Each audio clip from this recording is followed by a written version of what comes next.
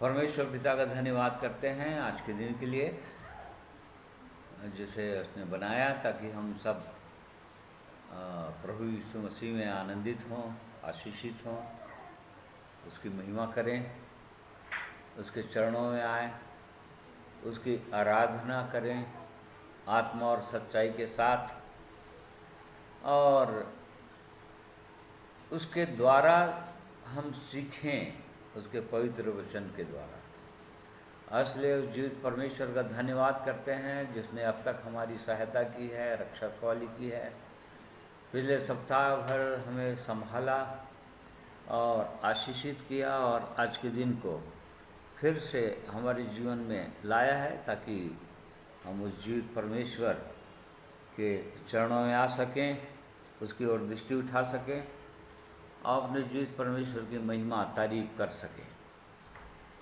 और इसलिए आइए हम प्रार्थना करेंगे। प्रेमी परमेश्वर पिता, आपका धन्यवाद करते हैं। आप हमारे सर्वशक्तिमान परमेश्वर हैं, सारी सृष्टि के रचने वाले, बनाने वाले परमेश्वर हैं, सनातन प्रेमी परमेश्वर हैं, अद्भुत युक्ति करने वाले पराक्रमी परमेश्वर हैं। आप शांति के राजकुमार, अनंत काल की पिता हैं। ऐसे महान परमेश्वर, हम आपके चरणों में आते हैं अपने उद्धारकर्ता प्रभु यीशु मसीह के पवित्र नाम में। आपकी स्तुति, महिमा, तारीफ करते हैं, आपका धन्यवाद करते हैं हर एक उन उपकारों के लिए, भलाइयों के लिए जो अब तक आपने हमारे जीवन में किए हैं। हाँ प्रभु जी, यदि वो गिने जाते तो अनगिनित है, उनकी संख्या का जोड़ अनगिनित है, गिन नहीं सकते। इतने उपकार आपने हमारे जीवन में किए हैं बचपन से लेकर अब तक, और इसलिए प्रभु जी हम आपके चरणों में झुकते हैं, आपको दंडवत करते हैं, धन्यवाद करते हैं। आज का दिन फिर से आपने हमारे जीवन में लाया ताकि आप जीवित परमेश्वर के चरणों में हम बैठें, अपनी दृष्टि आपकी ओर लगाएं, अर्थात आपके पवित्र वचन की ओर ध्यान लगाएं। आप हम में से क्या कहना चाहते हैं, आपकी आवाज़ को हम सुनने के लिए तत्पर रहें। हमारे कान खोलिए प्रभु, ताकि हम आपकी आवाज़ को सुन सकें। हमारा हृदय खुला रहे ताकि आपके पवित्र वचनों को हम अपने हृदय के अंदर रख सकें, ताकि लगातार आपके पवित्र वचनों में हम बने रह सकें, पवित्र वचनों को सुन सकें, और जहाँ आवश्यकता हो आपके पवित्र वचन के द्वारा हम साक्षी दे सकें, बता सकें लोगों को। और इसलिए धन्यवाद करते हैं आपके पवित्र वचन के लिए जिसे आपने हमें दिया है, जिसे हजारों रुपयों और मुहरों से भी उत्तम ठहराया है। होने दीजिए कि हमारे व्यक्तिगत जीवन के लिए भी ये वैसे ही उत्तम ठहरे। धन्यवाद करते हैं प्रभु यीशु के लहू के लिए, जिसके कारण से संभव हुआ है महान परमेश्वर के हम आपके चरणों में आ सके और आपके प्रेम का हम अनुभव कर सकें, उद्धार का अनुभव कर सकें। इसलिए धन्यवाद करते हैं, इस लहू की जय जयकार करते हैं। वैसे ही पवित्र आत्मा जो हमारे सहायक है, धन्यवाद करते हैं, जो हमारे शिक्षक है, हमारा अगुआ है। और इसलिए आज के दिन में हम आपकी अगुवाई चाहते हैं पिताजी, पवित्र आत्मा के द्वारा, ताकि आपकी जो सिद्ध इच्छा है हमारे जीवन में हो। आपकी शांति में हम बैठ सकें, सुन सकें, समझ सकें और उसके अनुसार आगे बढ़ सकें। और इसलिए इन सब बातों के लिए हम आपकी ओर दृष्टि उठाते हैं। आज के दिन में जितने मेरे प्रिय भाई बहन जुड़ते हैं, मैं हर एक के लिए प्रार्थना करता हूँ, हर एक की सहायता कीजिए कि आपके पवित्र वचनों को सुन सकें, समझ सकें। धन्यवाद करते हैं, प्रार्थना प्रभु यीशु के नाम में मांगते हैं, सुनिए ग्रहण कीजिए। आमीन। प्रिय भाइयों और बहनों, आप सबों का मैं धन्यवाद करता हूँ और प्रभु यीशु मसीह के पवित्र नाम में आप सबों को जय मसीह कहता हूँ। परमेश्वर हम में से हर एक की सहायता करेंगे आज के दिन में। आज ले आइए परमेश्वर की हम महिमा के गीतों को सुने, इससे पहले कि परमेश्वर के पवित्र वचन को सुने।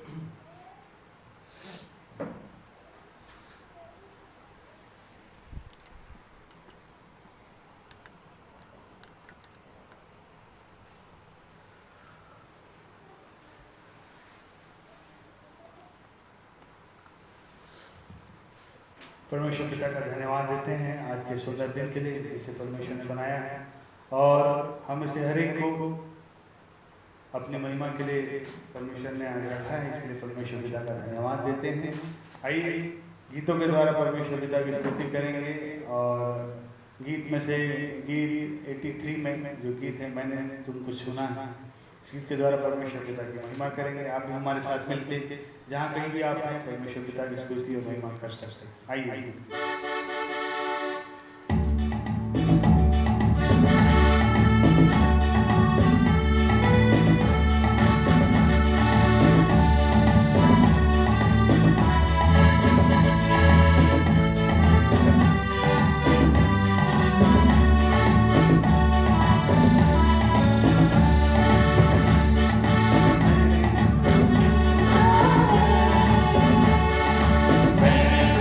Tuna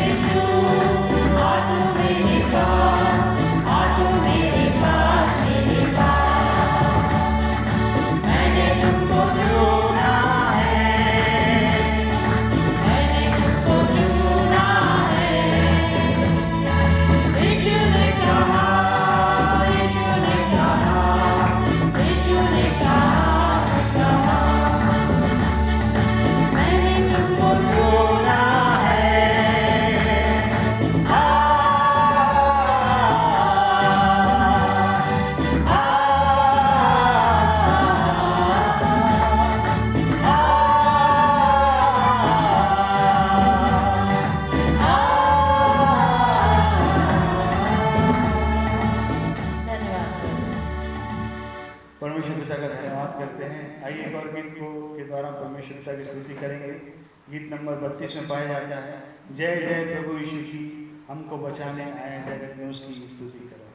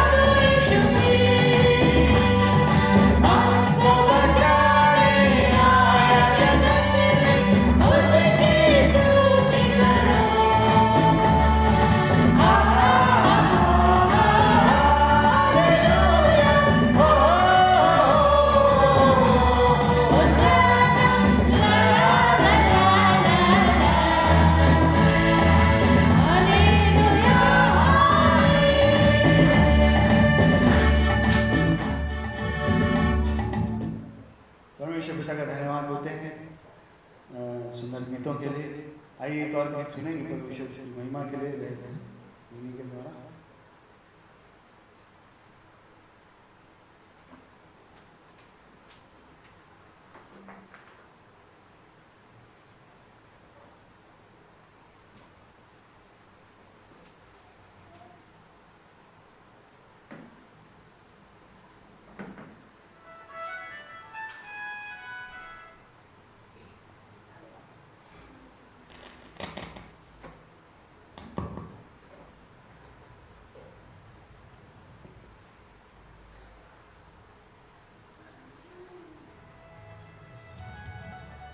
धन्यवाद सबको। जय मसीह की।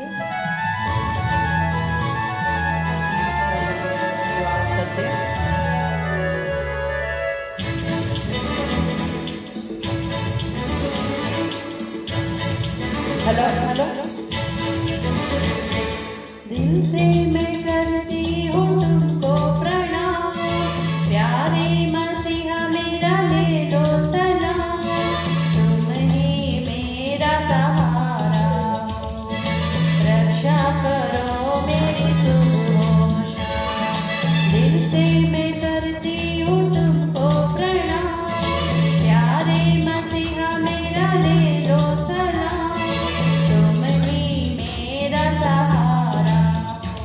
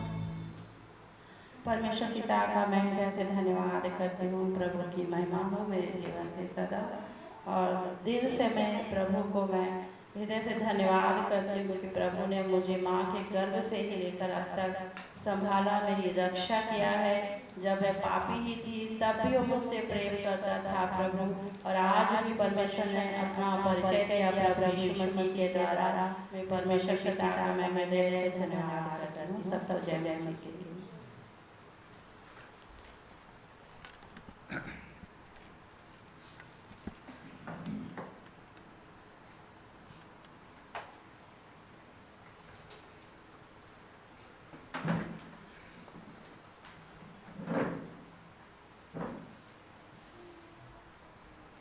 हम लोग एक गीत सुन रहे थे अभी,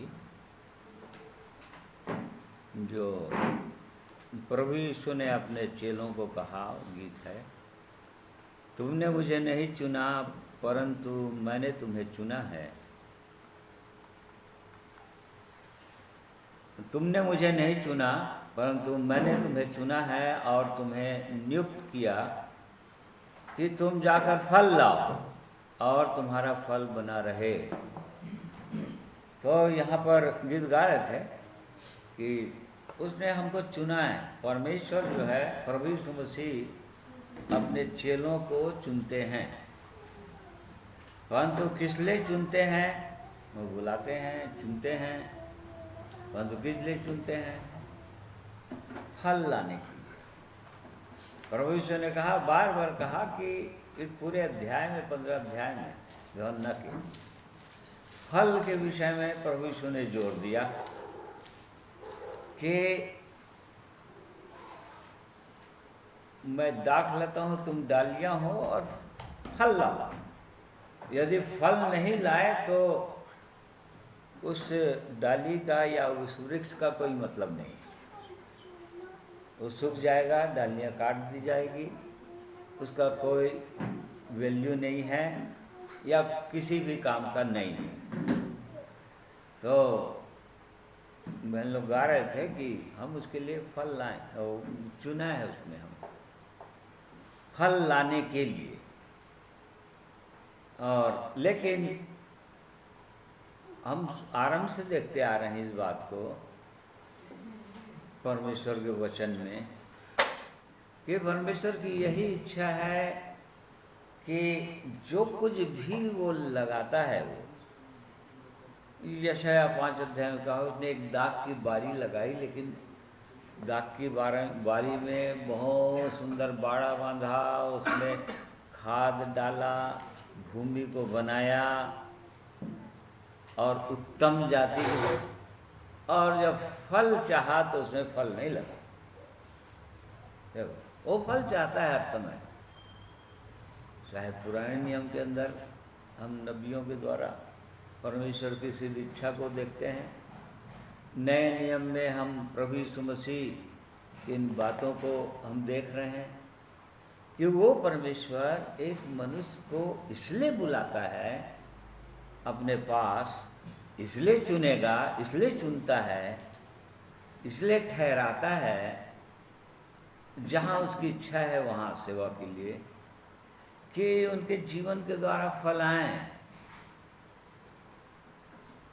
सबसे पहले प्रभु यीशु मसीह का आत्मा को फल आए जीवन के अंदर, और उसके बाद वो एक एक आत्माओं को फल बोलता है, वो फल आना चाहिए, नहीं तो कोई काम का नहीं। तो हम इस बात को देख रहे हैं कि फल नहीं आता, और बहुत से लोग फल नहीं आने के कारण से, बहुत से लोग फल नहीं आने का कई कारण रहता है। प्रभु यीशु ने बताया, पुराने नियम में हम इस बात को पढ़ते हैं, एक वचन से इन बातों को समझेंगे, और कि यदि फल लाना है, परमेश्वर के लिए फल लाना है, यदि ऐसा वृक्ष बनना है जिसमें फल लदे हों या फल आए, तो उसके लिए एक सुंदर पद है, यशायाह 37 अध्याय जैसा आइसिया 37 वर्ष 31 देखिए 31 पद 37 का 31 पद। यहूदा के घराने के बचे हुए लोग फिर जड़ पकड़ेंगे और फले फूलेंगे। हाँ देखो, यहूदा के घराने के बचे हुए लोग फिर जड़ पकड़ेंगे और फले फूलेंगे। मतलब जो बचे हुए लोगों के विषय में यहाँ पर परमेश्वर बोल रहा है। बहुत कम लोग बचते हैं। परमेश्वर बुलाता बहुत लोगों को है, निकालता बहुत लोगों को है। मिस्र देश से 6 लाख प्यादों को निकाला, लेकिन उनमें से बचे कितने लोग? केवल 2 लोग। जहाँ ले जाने के लिए निकाल कर, जहाँ ले जाने के लिए परमेश्वर की योजना थी, उसमें 6 लाख लोगों में से केवल 2 लोग प्रवेश किए थे कनान देश। मिस्र की गुलामी से छूटकर, वहाँ से निकलकर, और परमेश्वर के उत्तम अद्भुत आश्चर्य कर्मों को हर दिन देख रहे थे वो लोग। उसके बावजूद भी पहुंचे केवल 2 लोग थे, यहोशू और कालेब, जो प्यादों में से थे, जो 6 लाख लोगों की गिनती उनमें से। तो ऐसे ही जो लोग बचेंगे, बहुत से लोग आते हैं जीवन में, बहुत से लोग आते हैं, बहुत से लोग सुंदर जीवन पाते हैं, बहुत प्रभावित होते हैं वचन से, आनंदित हो जाते हैं, परंतु फल लाते नहीं। या बहुत से लोग तो वहाँ तक पहुँचते ही नहीं। जैसे कि हमने देखा जंगल में ढेर हो गए, केवल 2 जने पहुँचे। वैसे ही हमेशा से होता रहा है। बाइबल के अंदर जब हम पाते हैं तो परमेश्वर अपने उद्देश्य के लिए बुलाता बहुत लोगों को है, परंतु वो देखता है इनका जीवन वैसा नहीं है। बहुत से लोग गिर जाते हैं, और परंतु जो लोग बचेंगे, जो लोग बचते हैं, यहाँ पर बचे हुए लोगों के विषय में बता रहा है। सबके सब लोग बचेंगे नहीं, परंतु जो लोग बचेंगे, थोड़े लोग बचते हैं। यहाँ पर भी यहूदा के लोगों के विषय में लिखा है, ये बहुत से लोग बचे नहीं, थोड़े से लोग बचे। और हमेशा से हम इस बात को देखते हैं, जैसे कि एजरा की पुस्तक में भी यदि देखेंगे 9 अध्याय,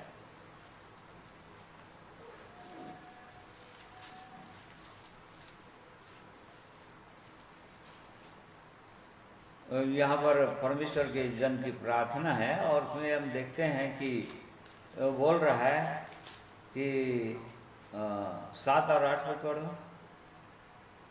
अपने पुरखाओं के दिनों से लेकर आज के दिन तक हम बड़े दोषी हैं, और अपने अधर्म के कामों के कारण हम अपने राजाओं और याजकों समेत देश देश के राजाओं के हाथ में किए गए कि तलवार, दास्तव, लूटे जाने और मुंह काला हो जाने की विपत्तियां के पड़े, जैसे कि आज हमारी दशा है। हाँ देखो, यहाँ पर परमेश्वर जो प्रार्थना कर रहा है, ये परमेश्वर का जन एजरा,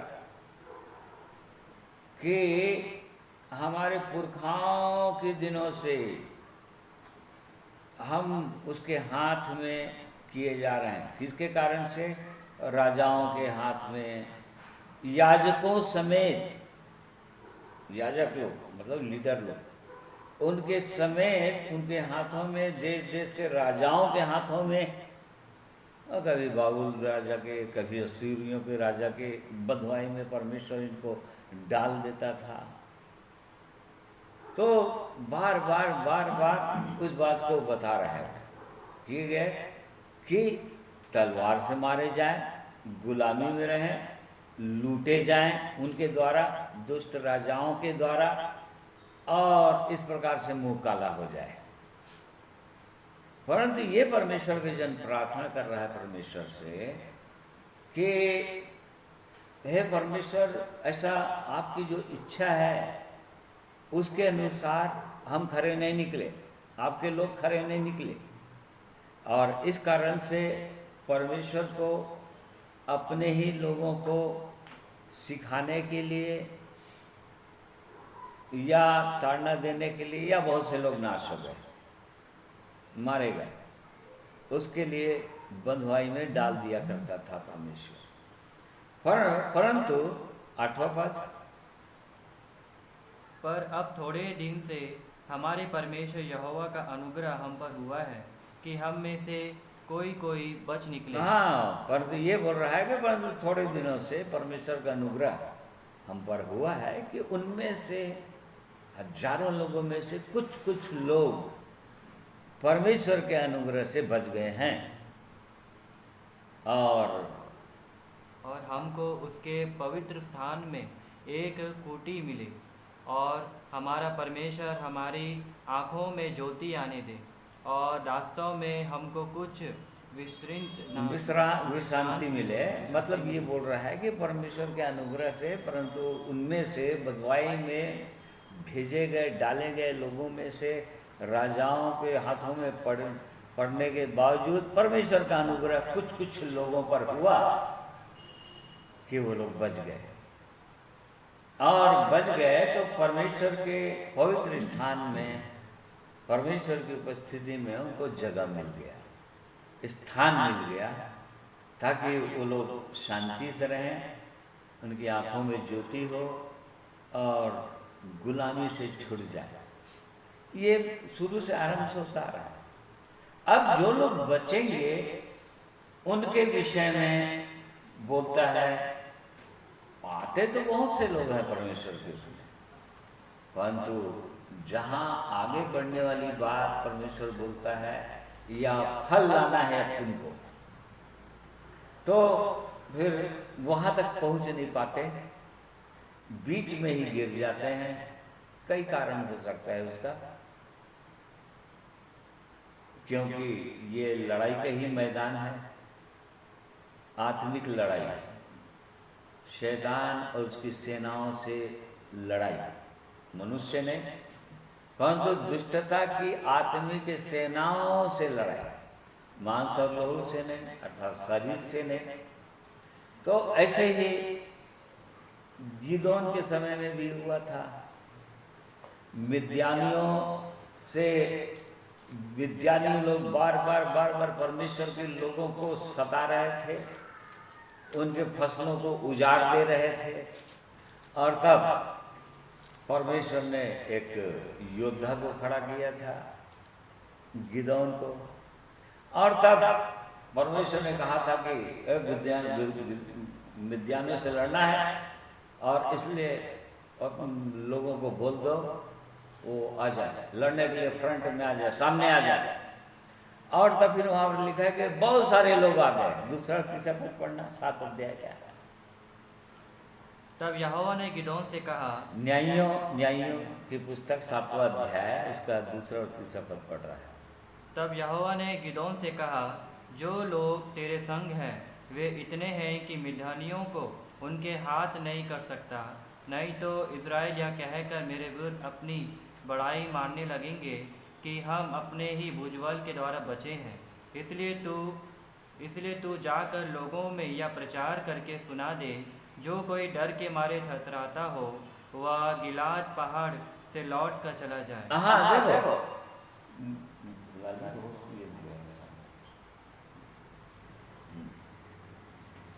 यहाँ पर परमेश्वर ने, जन ने कहा गिदोन को ले आओ बहुतों को, जो लोग फ्रंट में आना चाहते हैं, मिद्यानियों से लड़ना चाहते हैं।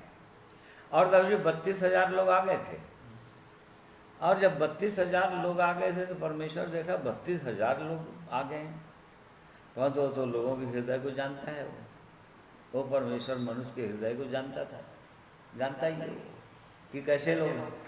और इसलिए उसने कहा कि नहीं, उनमें से उनको बताओ, उनको ये बताओ, समाचार दो कि इनमें से जो लोग थरथराते हो, डर के मारे कांपते हो, क्योंकि लड़ाई के मैदान में जाना है, विरोधी शत्रुओं से लड़ना है। और तब फिर उसने कहा कि नहीं, यहाँ पर बहुत सारे डरपोक लोग हैं। तो बहुत लोग गए हैं, परंतु बहुत सारे लोग डरपोक लोग हैं यहाँ पर, और आगे बढ़ नहीं सकेंगे ये लोग। उल्टा ये लोग भागेंगे, और जो लोग लीडर हैं वो लोग भी उनके कारण से मारे जाएंगे। और तब परमेश्वर ने कहा नहीं, इनमें बहुत से लोग हैं, उनको ये बताओ, जो लोग डर के मारे थर थर काँपते हैं, उनको कह दो कि वो लोग लौट जाएं। इससे अच्छा होगा कि वो लोग लौट ही जाएं। और तब 22,000 लोग लौट गए। 22,000 लोग 32,000 में से 22,000 लोग लौट गए। सोच लो कितने हजार लोग बचे? केवल 10,000 केवल 10,000 लोग बचे। अब परमेश्वर उनमें से भी लोगों को जानता था कि इनमें से भी बहुत सारे लोग हैं जो सही रीति से अपने जीवनों की चौकसी करते नहीं हैं, उनको आराम चाहिए, विश्राम चाहिए, आलसी लोग हैं। और तब फिर कहा कि नहीं, अभी भी बहुत सारे लोग हैं, अभी भी समस्या हो जाएगा। और तब फिर उनको कहा कि और उनको बहुत लोग हैं इनमें, और बहुत लोग छटेंगे इसमें। फिर उन्होंने कहा सोते के पास ले जाओ, और जो लोग अपने हथियारों के किनारे रख देंगे, जब युद्ध के लिए आए हैं, मतलब हथियार लेकर आए हैं, सब तलवार वगैरह ये सब रखे हुए हैं लोग अपने साथ। और वो कहा कि उनको टेस्ट करना है मुझको। तो जो लोग, बहुत सारे लोग हथियार अपना रख दिए, सोते के पास आए और आराम से अपना पीने लगे पानी दोनों हाथों से, क्योंकि हाथों में उनका तो तलवारें थी, बर्छियाँ थी, लड़ाई के और हथियार थे। अब उसको दोनों को रख दिए, एक किनारे में रख दिए, बड़े आराम से प्यासे थे, पीने लगे।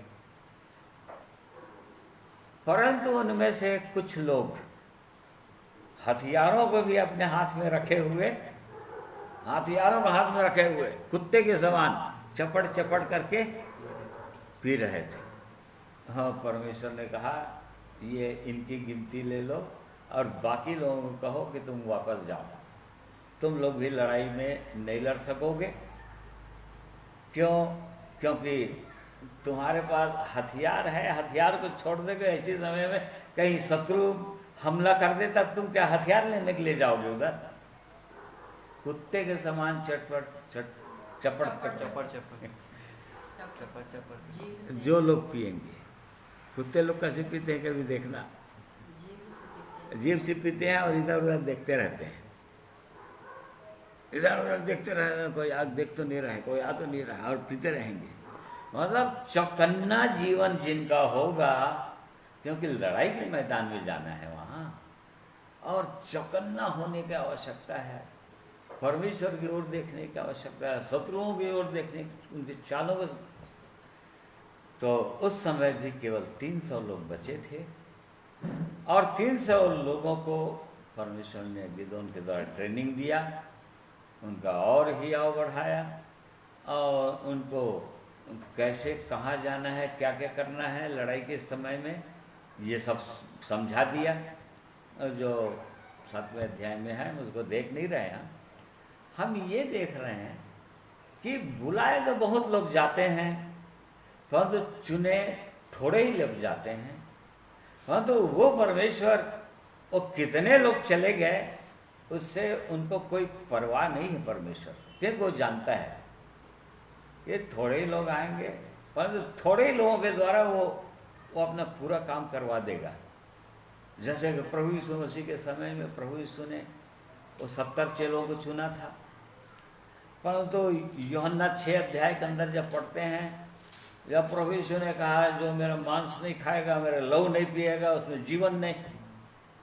और तब फिर उसमें से 12 लोग बचे, मतलब 58 लोग पीछे हट गए, चले गए, प्रभु यीशु के साथ चले ही नहीं वो लोग, क्योंकि प्रभु यीशु की बातें कड़वी लगी उनको बहुत ज़्यादा।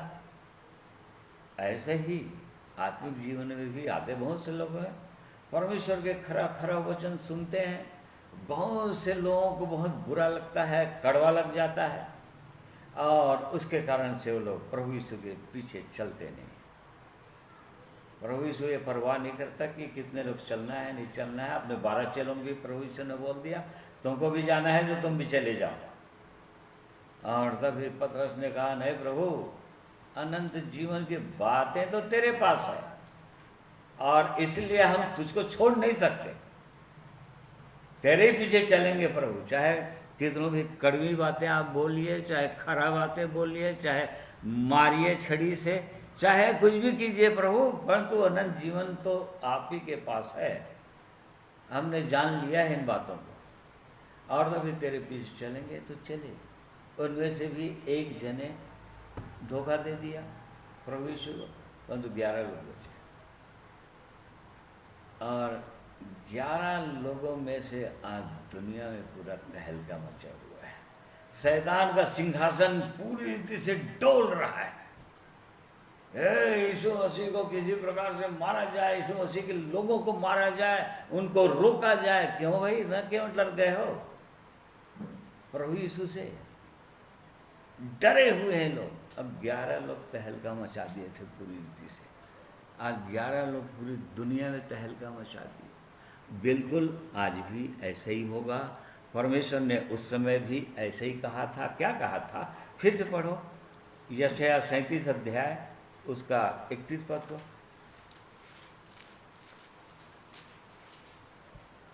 यहूदा के घराने के बचे हुए लोग फिर जड़ पकड़ेंगे और फले फूलेंगे। बस, यहूदा के घराने के बचे हुए लोग फिर जड़ पकड़ेंगे और फले फूलेंगे। इंग्लिश में उसका ट्रांसलेशन बहुत अच्छा है, इसी का अर्थ लिया है नीचे में। 31 पद देखो, नीचे में क्या लिखा है? मूल में, हाँ, मूल में नीचे की ओर जड़, नीचे की ओर जड़ और मूल में ऊपर की ओर फलेंगे, ऐसा लिखा है। मूल में मतलब ओरिजिनल बाइबल में ऐसा लिखा हुआ है कि यहूदा के घराने के बचे हुए लोग फिर नीचे की ओर जड़ पकड़ेंगे। नीचे की ओर जड़ कहाँ रहता है? नीचे की ओर रहता है, पृथ्वी के नीचे रहता है, मिट्टी में रहता है, दिखता नहीं। और ऊपर की ओर फूले फलेंगे। देखो, नीचे की ओर जड़ और फलेंगे फूलेंगे ऊपर की ओर। पेड़ जो है, वो जो फल फूल जो आता है पेड़ में, फल लगता है, उसका जो कारण रहता है, उसका मेन कारण रहता है जड़। जड़ जितना नीचे जाएगा, जड़ जितना उसको खाद पानी मिलेगा, उसके अनुसार वातावरण मिलेगा उसको, उसके अनुसार से वो फलेगा फूलेगा। तो यहाँ पर परमेश्वर का जन ये बोल रहा था कि यहूदा के घराने के लोग के बचे हुए लोग जितने भी बचेंगे, परंतु वो परमेश्वर बोल रहा है बचे हुए लोगों के द्वारा मैं क्रांति ला दूंगा इस दुनिया में। जिस प्रकार से प्रभु यीशु ने केवल 12 लोगों को चुना था, या उसके प्रभु यीशु के चर्च में केवल 12 लोग थे, उसमें से भी एक जने चला गया। अब 11 लोग बचे, बाद में 12वां चुना गया, और तब फिर वो उतने ही लोग सारी दुनिया में वो तहलका मचा दिए हैं। आज तो जहां देखो प्रभु यीशु मसीह का नाम ऊंचे पर उठाया जा रहा है। प्रभु यीशु मसीह के नाम के कारण से लोग कांप रहे हैं, डर रहे हैं। शैतान का सिंहासन डोल गया है पूरी रीति से। तो बिल्कुल आज भी ऐसा ही होता है। और जितने लोग आ गए, कितने लोग चले जा रहे हैं, वापस जाने दो। पड़े तो जो लोग बच गए, मैं उन्हीं के जीवन को इस्तेमाल करूंगा और उनके जड़ को नीचे की ओर इतना फैला दूंगा कि ऊपर की ओर जितना बढ़ते चले जाएंगे, फूलेंगे और फलेंगे, वो लोग फल ले आएंगे। ये सही है, ये परमेश्वर की इच्छा में है, और नहीं तो नहीं फलेंगे।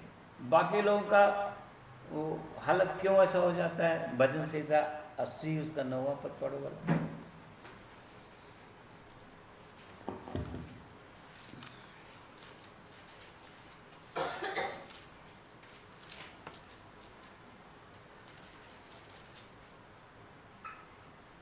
तूने उसके लिए स्थान तैयार किया है और उसने जड़ पकड़ी और फैल कर देश को भर दिया है। देखो, जड़ जो है फैल कर देश को भर दिया। क्या चीज? जड़। ऊपर का तना पेड़ नहीं, जड़ जो है परमेश्वर अपने लोगों के लिए एक जगह तैयार करता है और उसका जड़ जहाँ फैलने लगता है, क्योंकि बचते कौन लोग हैं? जो लोग खरे जीवन। यहोशू और कालेब क्यों प्रवेश कर पाए? क्योंकि पूरी रीति से परमेश्वर पर भरोसा करते हैं। वचन में लिखा है व्यर्थविवरण 32 का 10 पद में 12 पद, पूरी रीति से वो लोग परमेश्वर का अनुकरण किए। परमेश्वर ने जो जो आदेश दिया, जो जो वचन कहा, जहाँ जहाँ चेतावनी को वचन कहा, उसके अनुसार उन्होंने किया। और इस कारण से तो वही लोग बचते हैं। और चूंकि ऐसे ही लोग बचेंगे और इसलिए ऐसे ही लोगों का जड़ फैलता ही चला जाएगा और परमेश्वर की योजना के अनुसार उस स्थान को भर देता है। वो भर देगा, पूरी रीति से भर देगा बोल रहा है। जड़ पकड़ेंगे और वो भरता ही चला जाएगा। नीति 12 अध्याय उसका 12वां का दूसरा लाइन पढ़ो वाला। 12 का भले मनुष्य से तो यहोवा प्रसन्न होता है, परंतु बुरी युक्ति करने वालों को वह दोषी ठहराता है। कोई मनुष्य दुष्टता के कारण स्थिर नहीं होता, परंतु धर्मियों की जड़ उखड़ने की नहीं। जब धर्मियों की जड़ जो है उखड़ती नहीं है, उखड़ेंगे नहीं। धर्मियों की जड़ नहीं उखाड़ सकता कोई व्यक्ति, क्योंकि उसका कारण है। क्यों नहीं उखाड़ सकेंगे धर्मियों की जड़? और इसी कारण से तीसरा पद उसी का 12 का। कोई मनुष्य दुष्टता के कारण स्थिर नहीं होता, परंतु धर्मियों की जड़ उखड़ने की नहीं। हाँ, यहाँ पर वही सेम चीज है। तो कारण क्या है, क्यों नहीं उखड़ेगा? उसका भी कारण बताया प्रभु ने, जो बीज बोने वाला दृष्टांत बताया उसमें बताया। मत्ती 13 अध्याय उसका 5 और 6 पद पढ़ो।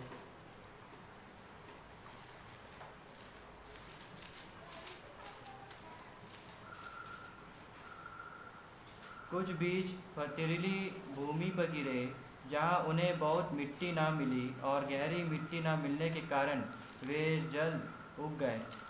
पर सूरज निकलने पर वे जल गए और जड़ ना पकड़ने से सूख गए। हाँ, देखो यहाँ बताया, क्योंकि ऐसे लोग जो लोग फल नहीं लाते और पथरीली भूमि में वो बीज पड़ गया, उग तो गए, नमी मिल गया और इस कारण से उग जाते हैं, पौधा उग गया, परंतु किस कारण से?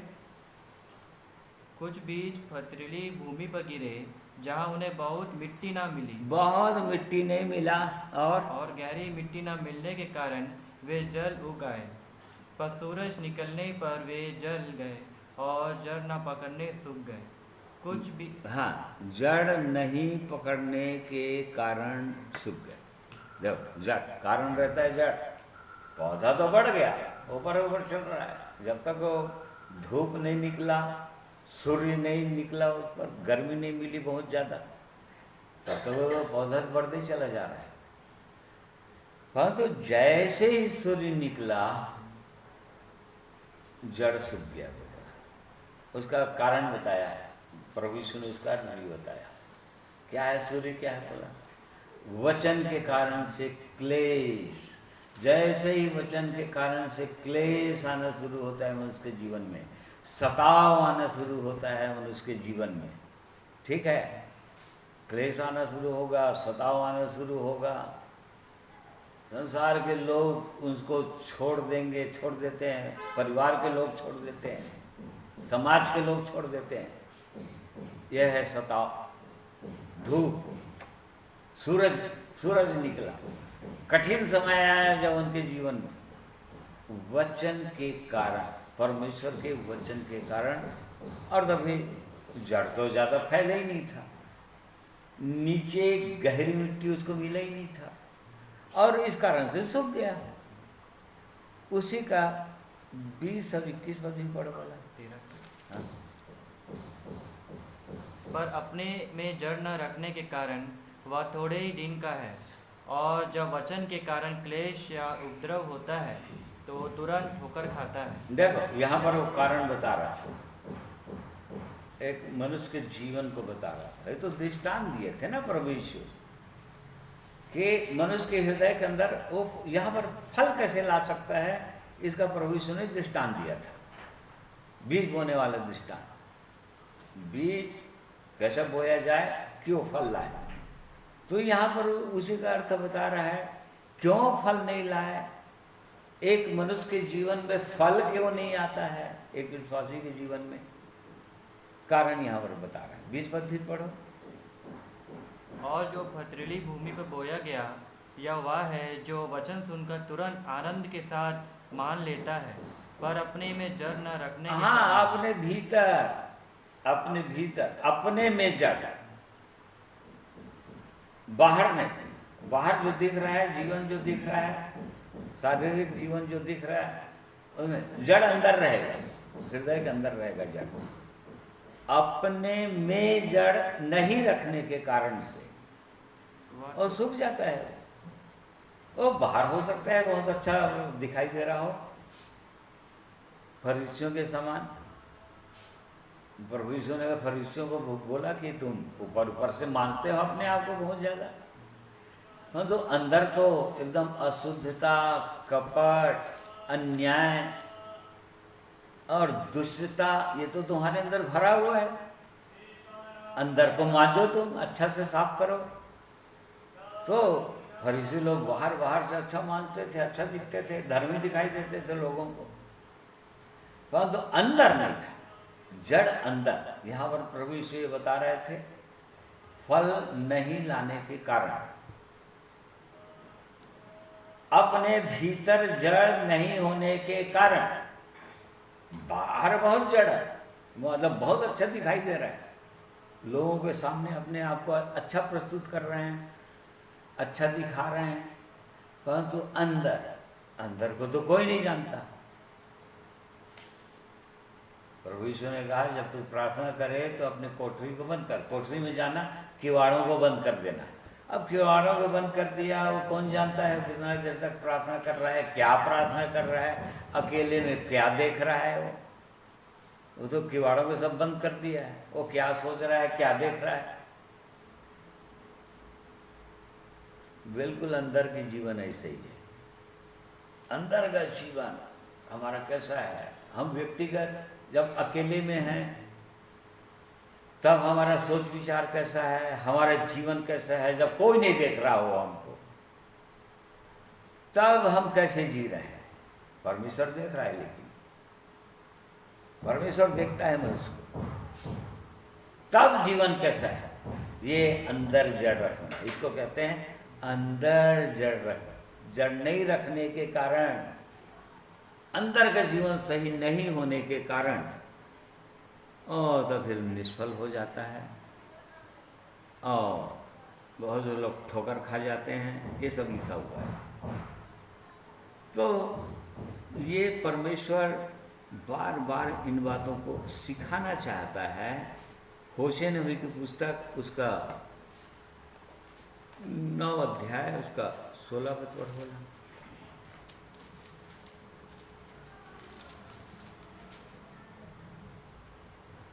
एफ्रेम मरा हुआ है, उनकी जड़ सूख गई, उनमें फल ना लगेगा, नहीं लगेगा, चाहे उनकी स्त्रियां बच्चे बस।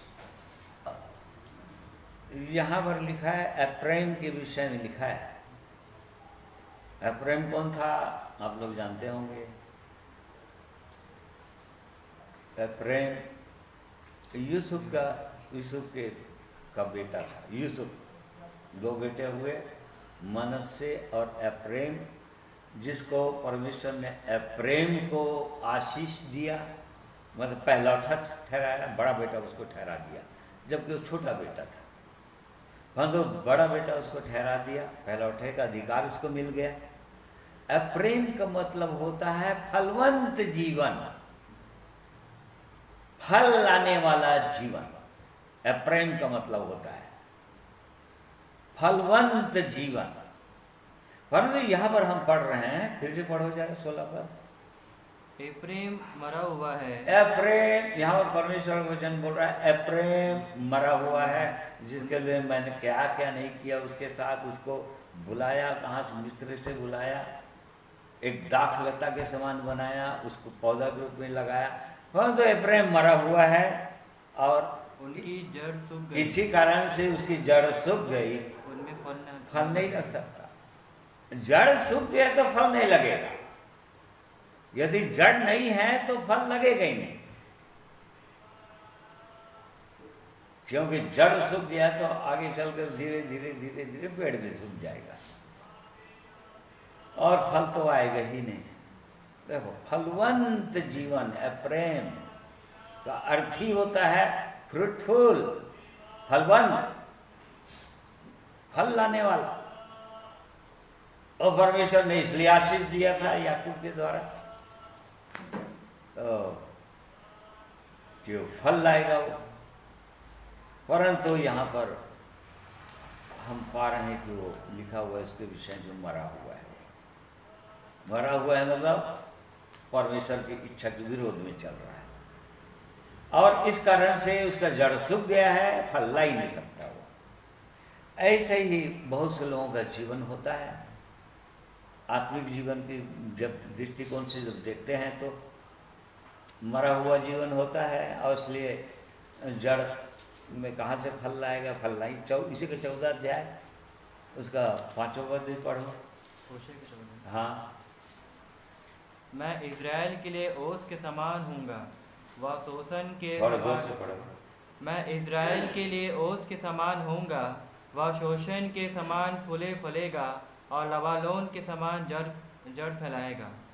हाँ, देखो, ओ परमेश्वर बोल रहा था यहाँ पर, ओ लबानोन के समान जड़ फैलेगा,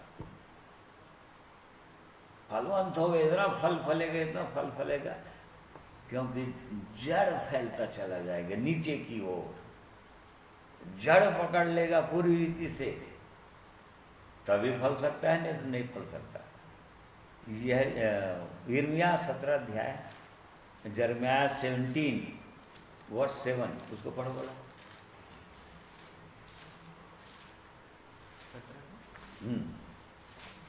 6 और 7 पढ़ो बोला।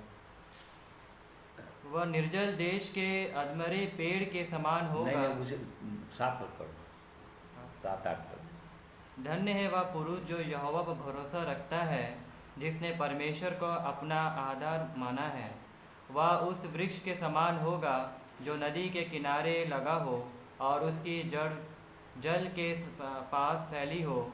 वह धूप होगी तब उसको ना लगेगी, उसके पत्ते हरे रहेंगे और सूखे वर्ष के भी उनके विषय में कुछ चिंता ना होगी, क्योंकि वह तब भी फलता रहेगा। हाँ, देखो यहाँ पर लिखा हुआ है, ओ धन्य हैं वे जो परमेश्वर पर भरोसा रखते हैं, पूरा पूरा विश्वास करते हैं उस जीवित परमेश्वर पर।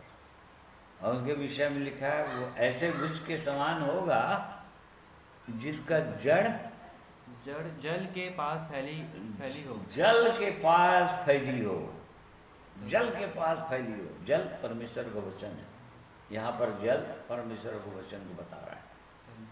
उसकी जड़ पूरी रीति से वचन को पकड़ा हुआ हो, वचन के अनुसार चलने का जीवन हो, वचन के अनुसार अपने आप को सावधान करता हो और वचन के अनुसार चलता हो। उसकी जड़ जल में फैली हो, और तभी चाहे धूप हो, चाहे सूर्य निकले, चाहे संकट आए, चाहे क्लेश आए, चाहे सताव आए, वो सूखे वर्ष में भी, सूखा वर्ष हो गया परंतु तभी वो हरा भरा रहेगा, ये बोल रहा है परमेश्वर। वो फलता ही रहेगा वो। क्यों? क्योंकि जड़ में, अब वो जड़ क्या है और क्या है जड़, उसको हमको जानना चाहिए। इफिसियों 3 अध्याय उसका 17 पद पढ़ो। जड़ पकड़ना मतलब किसमें जड़ पकड़ना है?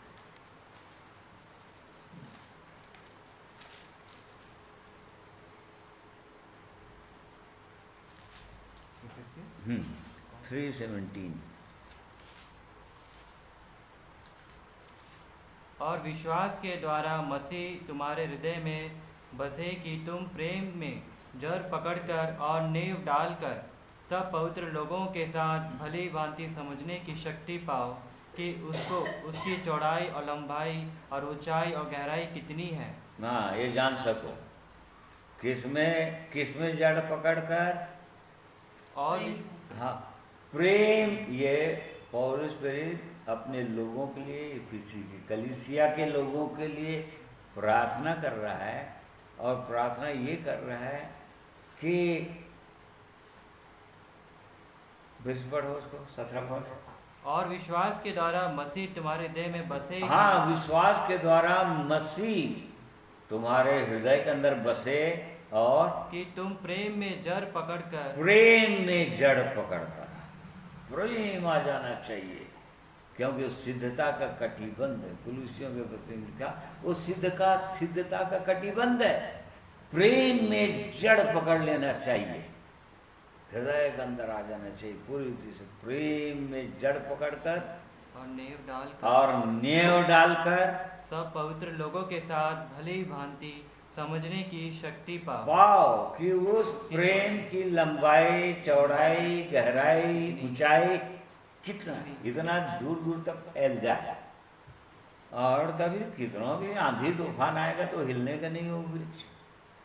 यदि ऐसा वाला जड़ पकड़ ले अंदर, हृदय के अंदर, अंदर वाली बात है, नीचे भूमि के नीचे वो दिखाई नहीं देता है। देखो, जड़ कभी किसी को दिखाई नहीं देता। मतलब आज लोग देखते हैं तो क्या देखते हैं लोग? हमारा बाहरी जीवन को देखते हैं, पर अंदर का जीवन हमारा क्या है उसको हम जानते हैं, परमेश्वर जानता है। एक विश्वासी खुद जानता है अंदर का जीवन क्या है, जो लोगों को दिखाई नहीं दे रहा है, लेकिन परमेश्वर देख रहा है, और वो विश्वासी भी देख रहा है, वो जानता है। अंदर नीचे की ओर जड़ फैलेगा और तब ऊपर फल लगेगा। यदि नीचे जड़ पकड़े ही नहीं तो ऊपर तो फल की आशा ही मत करो, फलने वाला नहीं, किसी भी प्रकार से फल नहीं सकता। कुलुसियों 2 अध्याय उसका 6वां और 7वां पद भी देखिए। अतः जैसे तुमने मसीह यीशु को प्रभु करके ग्रहण कर लिया, वैसे ही उसकी चलते रहो और उसी में जड़ पकड़ के और बढ़ते जाओ, और जैसे तुमने सिखाए गए कि वैसे ही विश्वास में दृढ़ होते जाओ और अधिक अधिक धन्यवाद करते रहो। हाँ, देखो, जिस प्रकार से तुमने मसीह को ग्रहण कर लिया, प्रभु करके ग्रहण किया है, जिस प्रकार से तुमने मसीह को कैसे ग्रहण किया, यीशु को कैसे ग्रहण किया, ग्रहण कर वैसे ही उसी के चलते प्रभु करके ग्रहण किया है।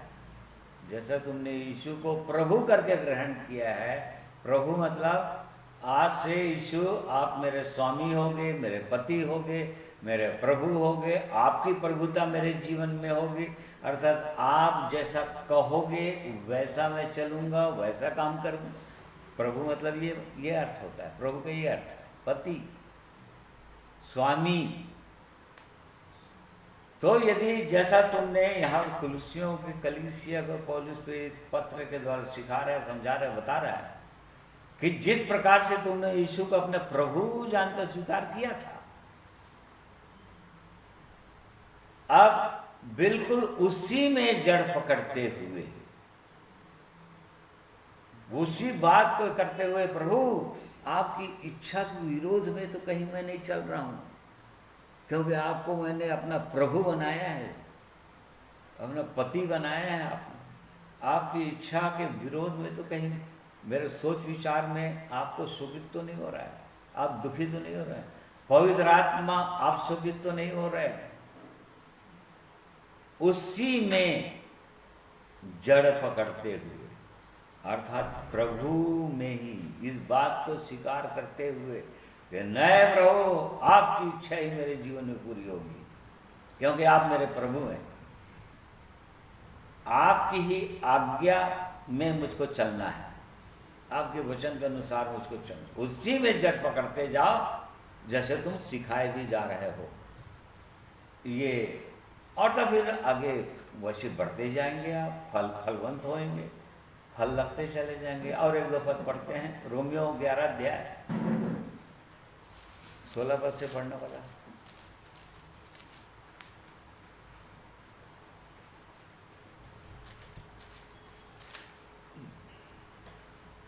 जब भेंट का पहला पेड़ा पवित्र ठहरा तो पूरा घुटा हुआ आटा भी पवित्र है, और जब जड़ पवित्र ठहरी तो डालियां भी ऐसी ही है।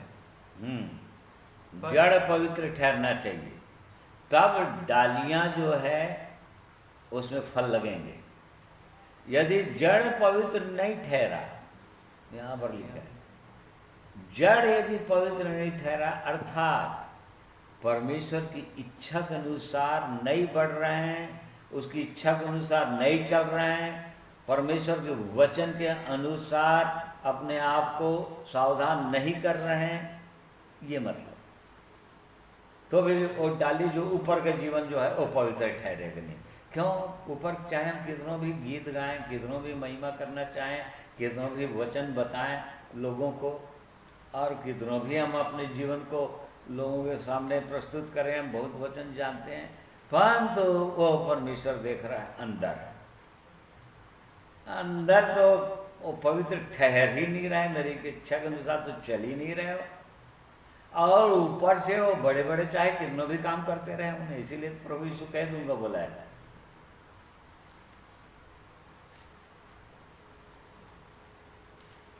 जो मत्ती 7 अध्याय में 21 पद पढ़ो बोला, जो मुझको हे प्रभु कहता है उनमें से सब, जो मुझसे हे प्रभु कहता है उनमें से हर एक स्वर्ग के राज्य में प्रवेश ना करेगा, परंतु वही जो मेरे स्वर्गीय पिता की इच्छा पर चलता है। हाँ, उसी दिन बहुत से लोग मुझसे कहेंगे, हे प्रभु क्या हमने तेरे नाम से भविष्यवाणी नहीं की, और तेरे नाम से दुष्ट आत्माओं को नहीं निकाला, और तेरे नाम से बहुत से आश्चर्य कर्म नहीं किए? तब मैं उनसे खुलकर कह दूंगा कि मैंने तुमको कभी नहीं जाना, हे कुकर्म करने वालों मेरे पास से चले जाओ। देखो बहुत सारे लोगों को न्याय के दिन में प्रभु यीशु ऐसा बोलने वाला है। क्यों? क्योंकि हे प्रभु अवश्य बोल रहे थे वो लोग, और बाहर से तो बड़े बड़े आश्चर्य का वो दिख रहा था लोगों को, वो भविष्यवाणी कर रहे थे, बड़ी बड़ी भविष्यवाणी, दुष्टात्माओं को निकाल रहे थे, बड़े बड़े आश्चर्य कम कर रहे थे, परंतु परमेश्वर की इच्छा के अनुसार नहीं चल रहे थे। क्योंकि प्रभु ने पहले कहा, जो मुझको हे प्रभु कहेगा उनमें सब ने जो पिता की इच्छा के अनुसार चलते हैं। ये लोग पिता की इच्छा के अनुसार नहीं चलते, अपनी इच्छा के अनुसार चलते हैं, अपने मन के अनुसार करते रहते हैं। बाहर से तो बड़ी बड़ी चीज दिखा रहे हैं, परंतु अंदर वो परमेश्वर जानता है, अंदर पवित्र नहीं है। जड़ जो है पवित्र नहीं ठहरा, और बाहर चाहे कितना भी दिखा दो ना, क्या फर्क पड़ता है उसे? क्या फल, कोई फल थोड़ी आ रहा है उससे, कोई फल थोड़ी हो रहा है, नहीं हो सकेगा। वो प्रभु यीशु ने कहा नहीं, ऐसा नहीं हो सकता। तो ये परमेश्वर की सिद्ध इच्छा और मनसा है कि परमेश्वर चाहता है कि हम नीचे की ओर फैलते चले जाएं। हमारा नीचे की ओर मतलब हमारे अंदर का जीवन, हृदय का जीवन, हमारे अंदर के सोच विचार, हमारे व्यक्तिगत परमेश्वर के साथ हमारा संबंध कैसा है, एक मनुष्य सब कोई जानते हैं अपने अपने विषय में। हर मनुष्य जानता है अपने अपने विषय में कैसा है संबंध परमेश्वर के साथ। और नहीं तो अब फिर समझिए कि जड़ तो फैल नहीं रहा है, नीचे की ओर नहीं फैल रहा है। जड़ को नीचे की ओर फैलते जाना चाहिए और तब ऊपर की ओर फल लगेगा। ये पहचान है कि फल लग रहा है यदि किसी के जीवन में या फल नहीं लग रहा है किसी के जीवन में, तो उसका पहचान है कि उनका जड़ नीचे की ओर फैल नहीं रहा है।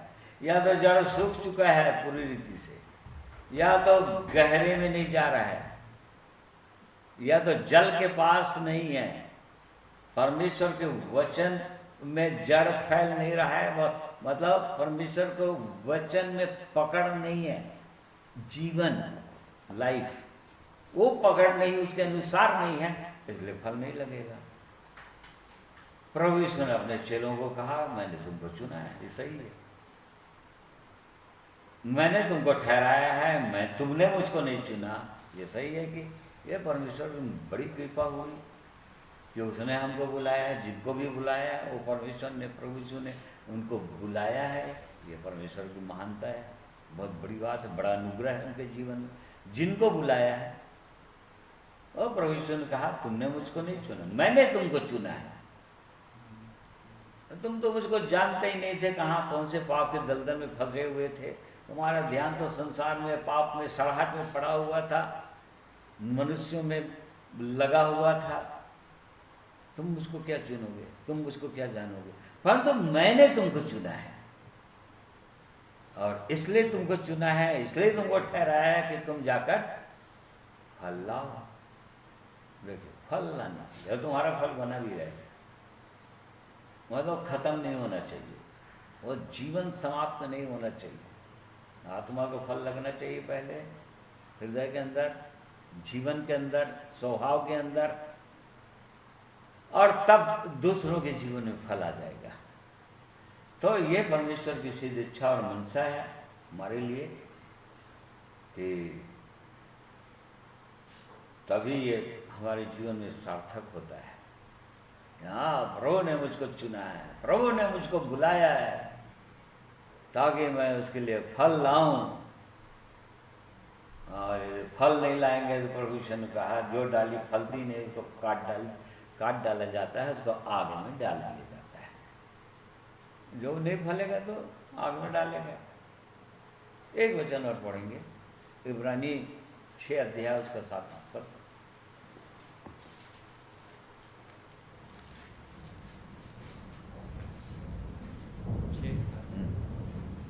क्योंकि जो भूमि वर्षा के पानी को जो उस पर बार बार पड़ता है पी पी कर जिन लोगों के लिए वह ज्योति बोई जाती है, उनके काम का साग पात उपजाती है, वह परमेश्वर से आशीष पाती है। पर यदि वह झाड़ी और ऊट कटारे उगती है तो निकम्बी और श्रापित होने पर और उसका अंत जलाया जाना है। देख लो परमेश्वर के वचन में, मतलब वर्षा की पानी अर्थात परमेश्वर का वचन जो लगातार हम सुन रहे हैं, परमेश्वर लगातार अपने पवित्र वचन को हमारे ऊपर डाल रहा है, वर्षा की जल की तरह इस भूमि में बार बार सिंचाई हो रहा है। उद्देश्य क्या है? बोई जाती है वर्षा के जल, बोई जाती है, उनके काम का साग पात उपजाती है। हाँ, वह परमेश्वर से आशीष मतलब इसलिए वो वर्षा कर रहा है परमेश्वर ताकि फल लाएं या बहुतों के काम के लायक साग पात उपजाएं, कांटे उठपटारे नहीं, मतलब आत्मिक फल लाएं, सुंदर जीवन हो, प्रेम का जीवन हो, आनंद का जीवन हो, शांति का जीवन हो। किसी से 2 मिनट बात कर लिए यदि, जो निराशा में डूबे हुए, हताश निराश, जीवन से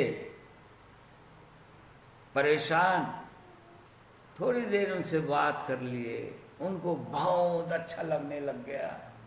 ऐसा जीवन ये है। उनके 7 पात, उनके काम के योग 7 पात यदि उपजाएं अपने जीवन के द्वारा, तो परमेश्वर की ओर से हम आशीषित होते हैं, आशीष पाएंगे। परंतु यदि काटे और उठ कटारे हुए, यदि झाड़ियाँ उगे, अर्थात उसके बाद ही कड़वाहट निकल रहे हैं मुँह से, श्राप निकल रहा है मुँह से, अशांति दिखाई दे रहा है लोगों को, चिड़चिड़ाहट, कुड़कुड़ाहट, बड़बड़ाहट निकलते दिख रहा है, झूठ सुनाई दे रहा है उनको, अपशब्द मुँह से निकलते हुए सुन रहे हैं वो लोग। यदि जो लोग सुन रहे हैं तो समझ जो काटे और उठ कटारे, झाड़ियाँ उग रहा है। और तो फिर परमेश्वर वचन किया है, उनका अंत जलाया जाना। एक तो श्रापित ठहरेंगे और उनका अंत जलाया जाना। किसको बोल रहा है ये सब विश्वासियों को बोल रहा है, संसार के लोगों को नहीं। उद्धार पाए हुए लोगों के लिए वचन है सब। तो हम सबको जांचना चाहिए कि हमारे जीवन में क्या फल आ रहे हैं। लोगों को फल चाहिए, लोग फल देखना चाहते हैं। लोगों के जीवन में निराशा में डूबे हुए, उनको कुछ कोई तो शांति देने वाला हो। वो लोग चाहते हैं तो कोई तो शांति दे। इस संसार में कोई कहीं पर कोई प्रेम नहीं दिखाई देता। तो लोग चाहते हैं कोई तो हमसे प्रेम की बातें कुछ कहें। बंधु, लोगों के जीवन में प्रेम रहेगा तब तो कहेंगे। अब प्रेम ही नहीं है तो कहाँ से प्रेम की बात कह सकते हैं। तो इस प्रकार से परमेश्वर की सिद्ध इच्छा और मनसा है। प्रिय भाइयों और बहनों, इन वचनों के द्वारा हमको जांचना चाहिए कि क्या हम बचे हुए लोगों में आते हैं। यदि हम बचे हुए लोगों में आ रहे हैं तो हमारा जीवन बचे लोगों के समान होगा। अर्थात परमेश्वर पर भरोसा रखेंगे, उनके जीवन में कोई कुटिलता नहीं होगी। यदि बचे होंगे तो उनका क्वालिटी रहेगा। एक वचन और पढ़ लो, वो सबन्याह की पुस्तक 3 अध्याय उसका 13 पद। इधर इधर इधर और कौन सा है? नहीं, पुराने नियम में है निकला। हाँ हाँ, हबक्कुक, यहेजकेल, दानियल, होशे, योवेल, आमोस, ओबद्याह। हाँ, 3 का 17 पद पढ़ो बोला। तेरा परमेश्वर यहोवा तेरे बीच में 3 का 13 पद। तेरा परमेश्वर यहोवा तेरे बीच में है, वह उद्धार करने में पराक्रमी है। वह तेरे कारण आनंद से मग्न होगा, वह अपने प्रेम के मारे नहीं, कौन 17 पद पढ़ रहा है? 13 पद। 3 का 13। इजराइल के बचे हुए लोग ना तो कुटिलता करेंगे। हाँ, देखो, बचे हुए लोगों के ये क्वालिटी होगा, ये गुण होगा, ये जीवन होगा। ये बोल रहे हैं यहाँ पर। इस्राएल के बचे हुए लोग कैसे होंगे? जो बच गए हैं, वो बहुतों में आए हुए, बुलाए हुए, ऐसे बहुतों में जो लोग अंत तक नहीं बच रहे हैं और संसार में पाप में खो गए। परंतु जो बचे हुए, इस्राएल के बचे हुए लोगों, फिर पढ़ो। इजराइल के बचे हुए लोग ना तो कुटिलता करेंगे, ना तो इस्राएल के जो बचे हुए लोग ना तो कुटिलता करेंगे, ना झूठ बोलेंगे, ना झूठ बोलेंगे, और ना उनके मुंह से छल की बातें और निकलेंगी। उनके मुंह से कोई छल की बातें नहीं निकलेगी। वे चरेंगे और विश्राम करेंगे। हाँ, वे क्या करेंगे? चरेंगे और विश्राम करेंगे। चरेंगे। हाँ, चरेंगे। हाँ चरेंगे। हाँ, वो चरेंगे और विश्राम करेंगे। चरेंगे मतलब हरी हरी हरी घास चरेंगे।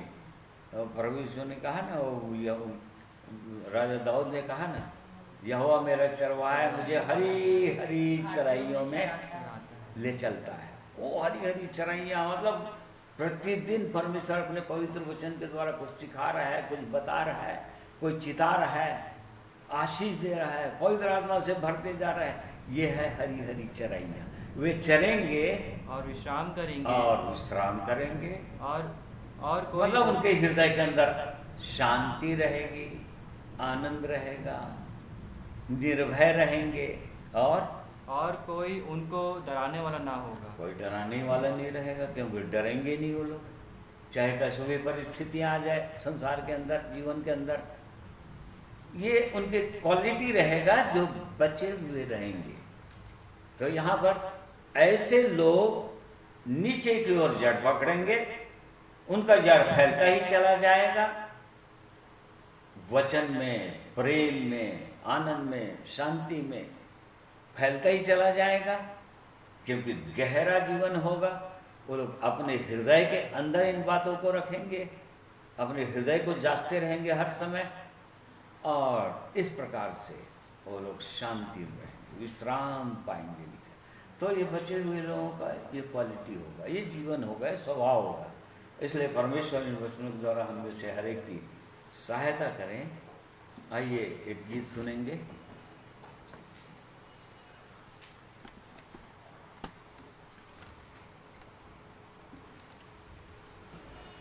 परमेश्वर पिता का धन्यवाद देता हूँ सुंदर वचनों के लिए। और सचमुच में परमेश्वर पिता ने अपने वचन के द्वारा हमसे हर एक से बातें की, इसलिए मैं उस परमेश्वर पिता का धन्यवाद देता हूँ। एक गीत को गाना चाहता हूँ। गीत के बोले, हे यहोवा मैंने तुझे पुकारा, हे प्रभु मेरे लिए फुर्ती कर, जब मैं तुझको पुकारूं प्रभु मेरी ओर कान लगा। आइए इस गीत को सुनेंगे और परमेश्वर पिता का और भी धन्यवाद।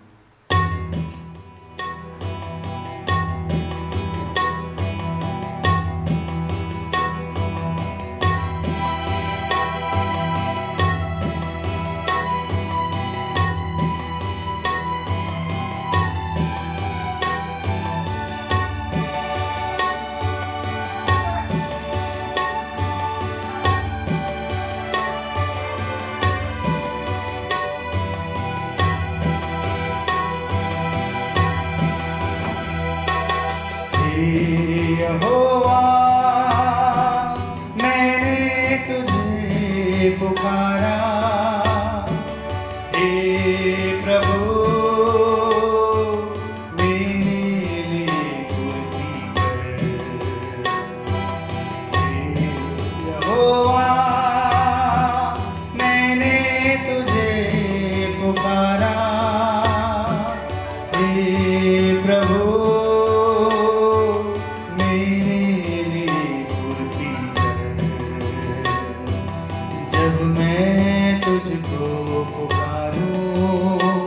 प्रभु मेरी ओर कान लगा। जब मैं तुझको पुकारूं प्रभु मेरी ओर कान लगा। हे यहोवा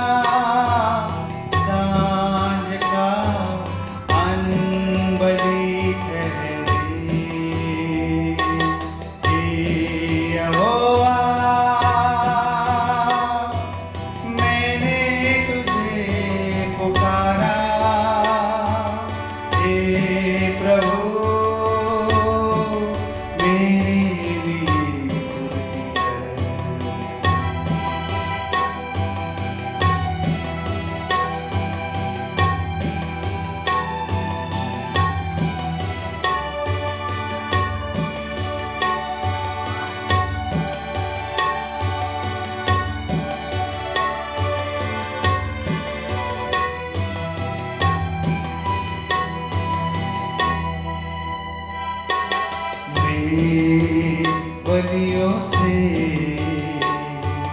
तू प्रसन्न ना हुआ, ओम बलियों से भी तू प्रसन्न ना हुआ, मेल बलियों से तू प्रसन्न ना हुआ, ओम बलियों से भी तू प्रसन्न ना हुआ, मेरा टूटा मन चढ़ाता हूँ मैं बलिदान तेरे लिए, मेरा टूटा मन चढ़ाता हूँ मैं बलिदान तेरे लिए। हे यहोवा, मैंने तुझे पुकारा, हे प्रभु मेरे लिए कर।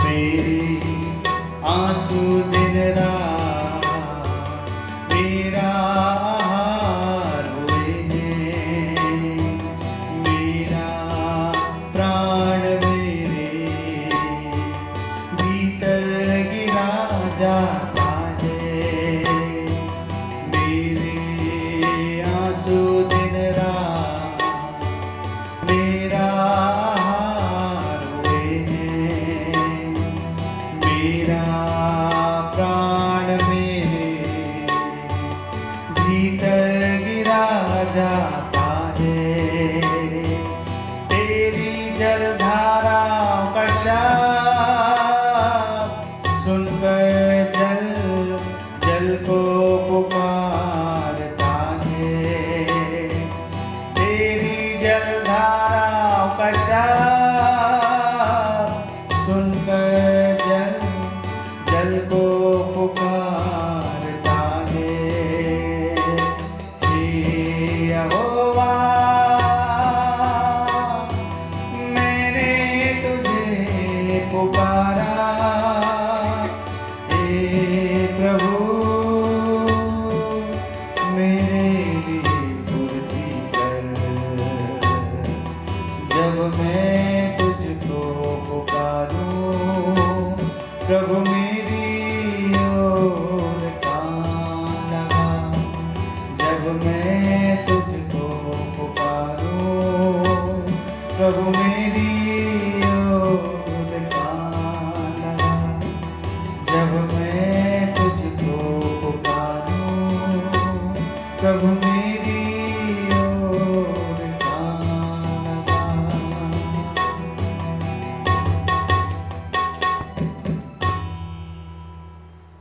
सुंदर गीत के लिए परमेश्वर पिता का धन्यवाद देते हैं। और जैसे हमने इस गीत में सुना कि सचमुच में हमारी प्रार्थना परमेश्वर के सामने सुगंध धूप ठहरने पाए और हमारा हाथ फैलाना सांझ का बलि ठहरने पाए।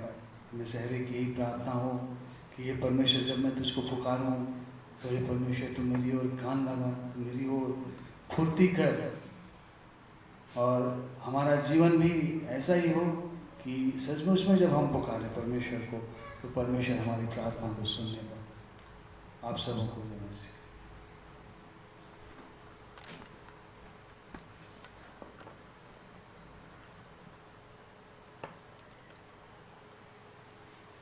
सुंदर गीत के लिए धन्यवाद करते हैं। और परमेश्वर की यही इच्छा है हमारे जीवन के लिए।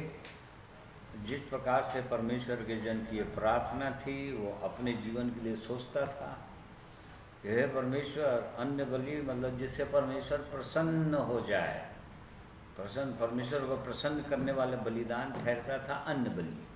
हे परमेश्वर, तू मुझसे प्रसन्न हो जाए और मेरी प्रार्थना वहाँ तक पहुँचे, स्वर्ग के सिंहासन तक, उस कटोरे तक पहुँच जाए। ये परमेश्वर की सिद्ध इच्छा और मनसा थी। और इसी कारण से परमेश्वर चाहता है हमसे भी कि हमारे हृदय की लालसा यही हो, हम में से हर एक के हृदय की लालसा ही यही हो, हर एक का जीवन यही। और इसलिए परमेश्वर का हम धन्यवाद करते हैं। आइए प्रार्थना करेंगे। सर्वशक्तिमान दयालु परमेश्वर पिता, हम आपका धन्यवाद करते हैं आपके पवित्र वचनों के लिए, जो सचमुच में मधुर सा मीठा वचन है। प्रभु, आपकी इच्छा, आपकी योजना एक मनुष्य के लिए, आपकी बुलाहट जो लोग सुन लेते हैं और जो लोग बुलाए जाते हैं, प्रभु यीशु आपके द्वारा बुलाओ उन्हें। आप जिनको बुलाते हैं लोग धन्य ठहरते हैं, और उनमें से जो लोग चुन ले जाते हैं वो लोग और धन्य ठहर जाते हैं।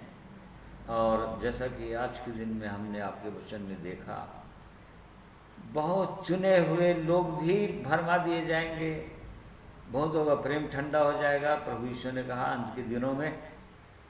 परंतु उनमें से भी जो अंत तक बचे रहेंगे और धन्य ठहर जाएंगे। प्रभु, होने दीजिए कि हम उन्हीं में से ठहरें। हम सब जो आपके पवित्र वचन को हम सुन रहे हैं, समझ रहे हैं, और आपकी इच्छा हमारे जीवन में पूरी हो। प्रभु, अंत तक हम धीरज धरे रहें, और जो स्वभाव हमारा होना चाहिए, मसीह यीशु का स्वभाव, उसी में आगे बढ़ते जाएं, उसी में जड़ पकड़ते चले जाएं, और फलवंत जीवन हमारा हो। ये आपकी सिद्ध इच्छा मनसा है, यही हमारी भी प्रार्थना है। प्रभु, और इसलिए हमारी प्रार्थना को ग्रहण कीजिए, हमें वैसे ही तैयार कीजिए, और भी पवित्र आत्मा से हमको भरिए। प्रभु, अपने वचन हमको दीजिए, और होने दीजिए कि उन वचनों के अनुसार हम बड़ी चौकसी कर सकें और उन वचनों के अनुसार चल सकें। और इसलिए इन सब बातों में आपकी सहायता, आपकी अगुवाई चाहते हैं। प्रार्थना प्रभु यीशु के नाम में मांगते हैं, सुनिए, ग्रहण कीजिए। प्रिय भाइयों बहनों, आप सबों को मैं धन्यवाद करता हूँ जिसने आज के दिन में मेरे साथ ऑनलाइन जुड़कर परमेश्वर के वचन को सुने। मैं विश्वास करता हूँ आपने इन वचनों को सुना है, समझा है, और परमेश्वर की आवाज़ को, पवित्र आत्मा की आवाज़ को ही सुना है, और उसके अनुसार आपने निर्णय भी किया है। और भी समर्पित जीवन जीने के लिए अपने आप को प्रभु को समर्पित कीजिए, ताकि उसकी महिमा बढ़ाई। और इसलिए आप सबों का मैं धन्यवाद करता हूँ, और सबों को प्रभु यीशु मसीह के पवित्र नाम में जय मसीह।